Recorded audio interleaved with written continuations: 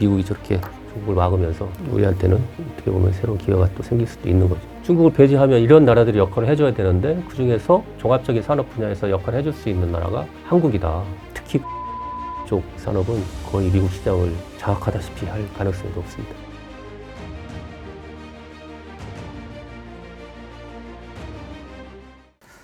행부 반갑습니다. 오늘은 코트라 이영선 연구위원님 모셨습니다. 위원님 반갑습니다. 반갑습니다.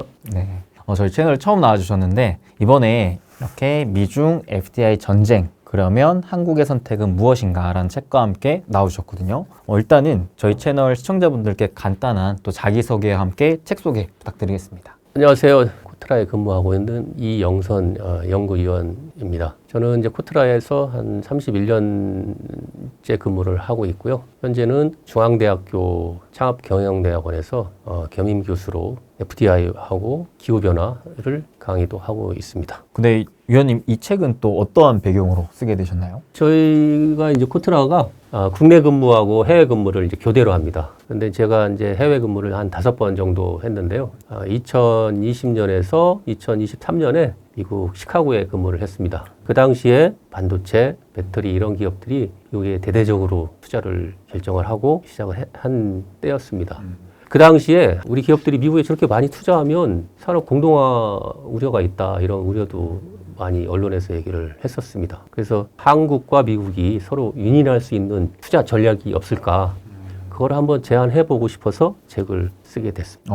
재밌네요. 확실히 최근에 또 많은 분들께서 관심을 가질 만한 주제일 것 같은 게 또 한미 협상을 앞두고 있지 않습니까? 네. 그래서 과연 미국은 또 무엇을 원하는지 또 한국은 어떤 식의 또 협상 카드를 내밀 수 있을지 이런 부분에 대한 관심도도 많이 높아진 상황에서 위원님께서 생각을 정리하신 것들이 많이 궁금해지는 것 같은데 오늘 그에 대해서 좀 많이 풀어주시나요? 예, 최대한 노력을 해보겠습니다. 그럼 기대하면서 또 이어서 질문 드리겠습니다. 근데 책에서 이제 FDI라는 이제 단어가 있는데 이쪽을 좀 전문으로 하셨긴 했지만 용어가 생소할 수 있기 때문에 요거 관련해서 짧게 어떠한 용어인지 설명 가능하실까요? 예, 이제 그 FDI라는 게 이제 약자입니다. Foreign Direct Investment. 우리말로는 해외 직접 투자라고 합니다. 해외 직접 투자라고 하는 것은 이제 우리 기업이 해외에 투자를 해서 거기에 직접 경영에 관여를 할 목적으로 투자하는 것을 말합니다. 그러면 해외 간접 투자라는 말도 있을 수 있지 않습니까? 네. 그거는 해외에 어떤 기업의 지분을 투자를 하는데 경영에는 관심이 없습니다. 수익에만 관심 있는 거죠. 자본이익을 얻는 목적에 관심이 있는 겁니다. 예를 들면 우리가 한국의 기업이나 개인이 미국에 있는 테슬라에 10% 이상 지분을 취득을 했다. 그러면 직접 투자로 들어갑니다. 그리고 10% 미만, 뭐 9% 이렇게 투자하면 그거는 이제 간접 투자, 포트폴리오 투자라고 하죠. 그래서 직접 투자와 간접 투자를 구분하는 거는 10%, 지분율이 10%가 넘느냐, 안 넘느냐, 이제 그 기준으로 판단을 하는 겁니다. 그거는 뭐 전 세계 그 OECD나 이제 IMF 이런 데서 10% 정도의 지분 이상을 가지면 거기 기업의 경영에 참가할 관심이 있더라 이렇게 이제 판단을 해서 그 기준을 정한 겁니다. 근데 이제 책 제목에 이제 미중 FDI 전쟁인데 그러면은 이제 미국과 중국이 그러한 투자와 관련된 전쟁을 하고 있다라는 말로 해석하면 될까요? 그렇습니다. 이제 미국이 중국에도 투자하고 네네. 중국이 미국에도 투자하고 물론 또 두 나라가 제3국에서 또 투자를 합니다. 그렇게 하면서 이제 기업들이 투자한다는 것은 현지에서 시장 점유율을 높이기 위해서 시장을 확보하기 위해서 투자하는 거기 때문에 기업 경쟁이 되는 거죠. 기업 경쟁이 투자라는 수단을 통해서 거기에 진출해서 경쟁을 하는 거기 때문에 그 경쟁의 격화를 전쟁으로 한번 표현을 한 것입니다. 그렇군요. 그럼 결국 제가 좀 더 궁금한 바는 그리고 아마 많은 시청자분들께서 궁금해할 바는 그 가운데 한국의 위치와 또 한국의 앞으로의 또 비전은 어떠한가 이런 부분이 궁금하지 않을까 싶습니다. 그 관점에서 실제로 지금 트럼프 2기 출범 이후로 미국 현지에서 한국 기업들이 뭐 다양한 또 FDA를 늘리고 있는 것으로 알고 있는데 좀 대표적인 사례를 한번 소개해 주실 수 있을까요? 지금 미국 트럼프 정부 그 전에도 뭐 바이든 정부도 마찬가지고 트럼프 1기 정부도 마찬가지였습니다만 미국이 그 관세를 특히 트럼프 2기에서 계속 일관되게 얘기하고 있는 게 있습니다. 관세를 부과를 하면서 관세를 부과받고 싶지 않으면 미국에 와서 생산을 해라. 그리고 생산하고 미국에서 팔아라. 그것을 계속 요구하는 것입니다. 그래서 지난번에 우리 자동차, 철강, 알루미늄 이게 이제 25%씩 관세를 이제 부과를 했지 않습니까? 네. 뭐 우리만 부과한 건 아니고 다른 나라 다 부과를 했는데 25%가 적은 건 아니지 않습니까? 그렇죠, 그렇죠. 그래서 그 채산성이 없으니까 한국에서 만들어서 보내는 것에 대해서 우리 기업들이 미국의 자동차나 제철 기업들이 미국에 투자를 결정을 했지 않습니까? 네.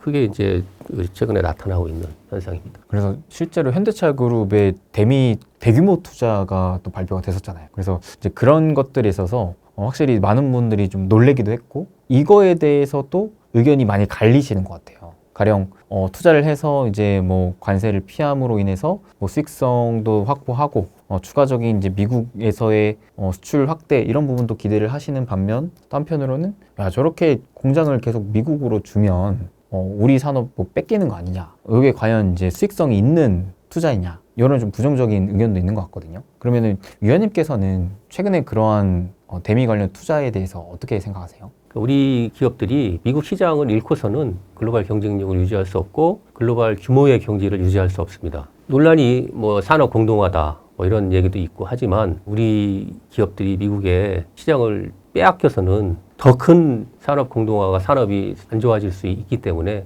불가피한 선택이었다.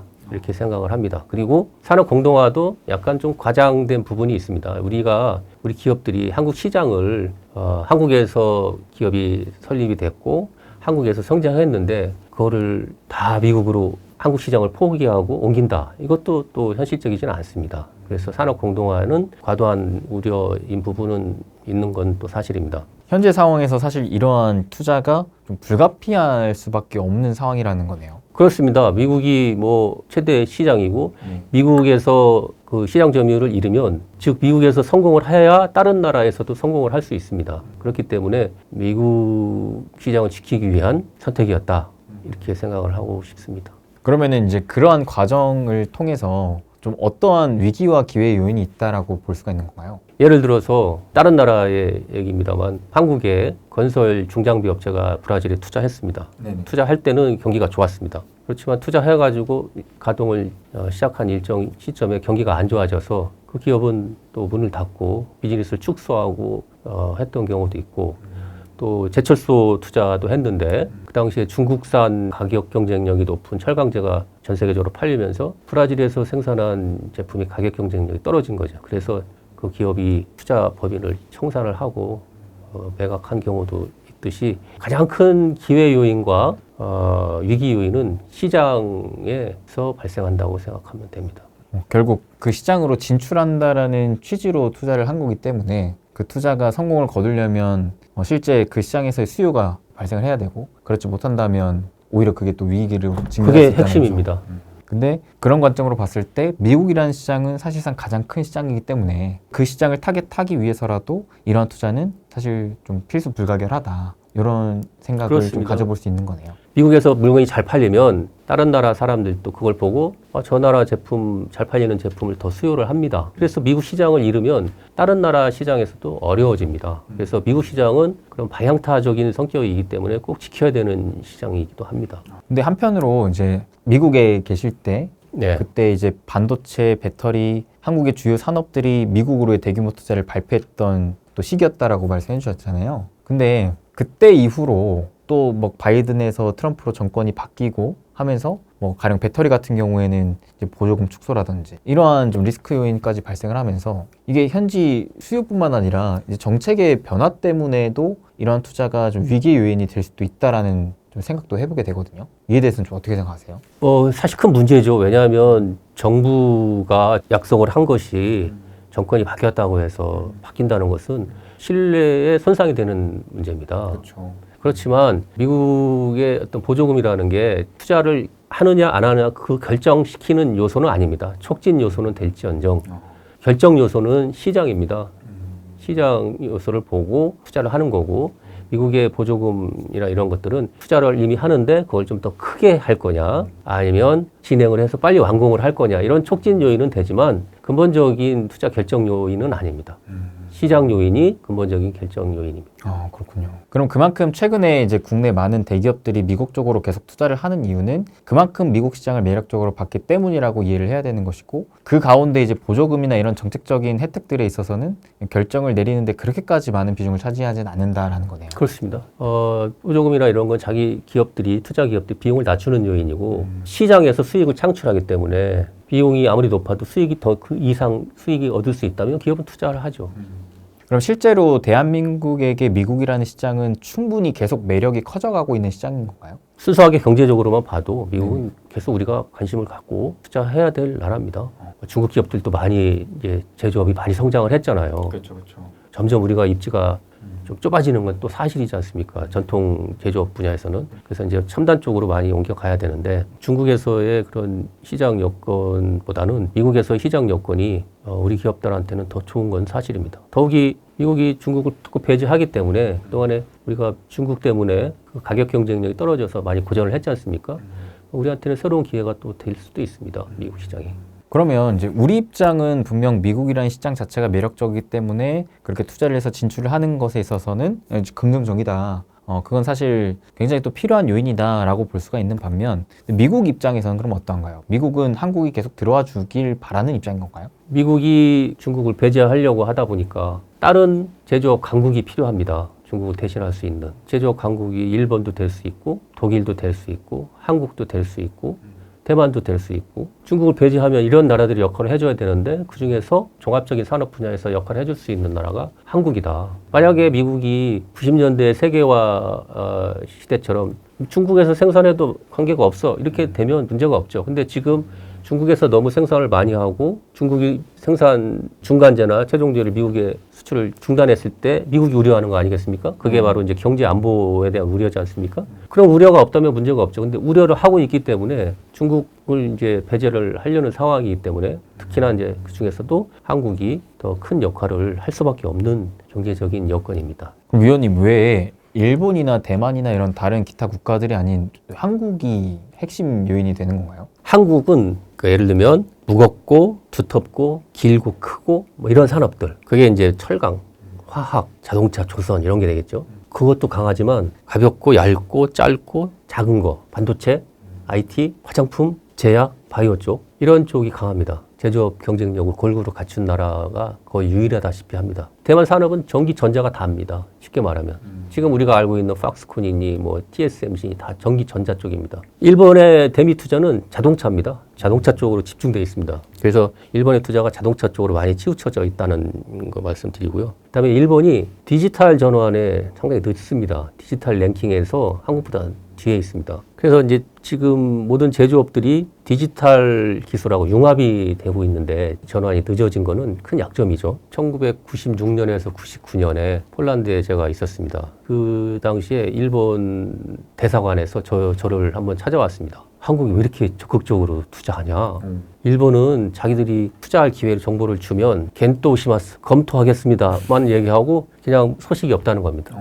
그 당시에 이제 96년이니까 잃어버린 10년 안에 있었기 때문에 아무래도 기업이 좀 위축되지 않습니까? 네. 경기가 안 좋으니까. 그렇죠. 그거를 뭐 근 30년 동안 겪다 보니까 리스크를 안고 투자하는 그런 게 좀 줄었다고 늘 평가를 하는 사람들이 적지 않고요. 일본인들 스스로도 그렇게 얘기를 또 합니다. 그래서 미국에 대한 한국일 수밖에 없다. 결국 미국이 이제 제조굴기를 키워가려고 하는 입장에서, 특히나 중국을 배제하려고 하는 입장에서 대안인 국가가 필요한데, 일본, 대만보다도 좀 점산업적으로 봤을 때 좀 유력한 대안이 되고 있는 게 한국이다라는 거네요. 그렇습니다. 예. 그거는 뭐 지금 조선 쪽으로도 많이 얘기를 하고, 그렇죠. 뭐 원전, 방산, 그린 수소, 뭐 배터리 반도체는 이미 하고 있습니다만 이런 쪽으로도 많이 확대가 될 거고요. 그런 쪽으로 협력이 강화가 되면 그런 산업들의 중간재를, 즉 부품 소재 공급하는 후방 산업, 이런 산업들도 미국과 협력이 강화가 확대가 될 것입니다. 그러면 이제 우리나라 입장으로 다시 좀 생각을 해보면, 그렇게 이제 전방위적인 제조굴기의 산업들이 미국 쪽으로의 진출로 인해서 미국 쪽으로의 새로운 시장 타겟으로 인한 기회 요인을 얻어갈 수도 있는 지금 판이 계속 만들어지고 있다, 이렇게 좀 이해해 볼 수 있을까요? 그렇습니다. 이제 그동안에 우리의 최대 그 경쟁국이었던 중국이 배제가 되니까 생물보안법, 이런 것도 지금 입법 하원 통과하고 상원에서 지금 통과 이제 기다리는 걸로 알고 있고, 중국산 드론 방지법, 중국산 뭐 통신 장비 뭐 금지법, 뭐 이런 것 전방위적으로 미국이 중국산을 배제를 하고 있기 때문에 그런 부분에서도 이제 한국이 기회가 생긴다고 볼 수도 있겠습니다. 그럼 의원님, 실제로 한국이 미국 쪽으로의 투자를 하면서 좀 더 두드러지는 성과를 내고 있는 주요 산업이 뭔가요? 주로 이제 우리가 한국이 미국에 투자하는 것들은 대기업들이 투자를 합니다. 그러니까 대기업 품목들이 주로 성과를 내는 거죠. 자동차도 지금 근 미국 진출 30 몇 년 만에 10%가 넘었지 않습니까? 그렇죠. 예.